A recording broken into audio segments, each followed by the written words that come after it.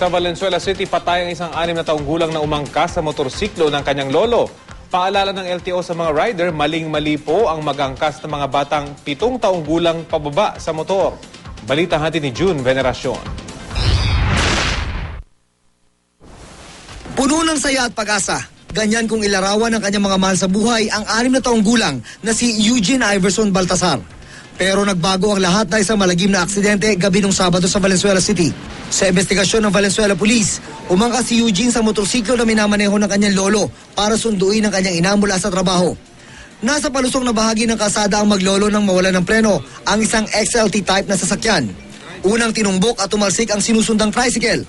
Sunod na tinamaan ang isang tricycle hanggang tamaan ng motor na sinasakyan ng maglolo. Sugatan ng lolo, patay naman ang bata dahil sa tindi ng tama sa bungo. Naka-helmet ang lolo, ang bata ay hindi. Nakakulong pa rin ngayon ang nakabanggang driver na si Leonardo Lanosa. Ang pangyayari ay muling nagmulat sa kahalagahan ng pagsusuot ng helmet. Pero hindi basta-basta helmet, kundi yung may ICC sticker. Pag nakasuot ka ng isang helmet, at least maprotektahan yung ulo mo. Pero ang mas mahalagang tanong siguro ay kung tama bang mag-angkas ng bata sa motorsiklo. Sagot ng Land Transportation Office o LTO, hindi.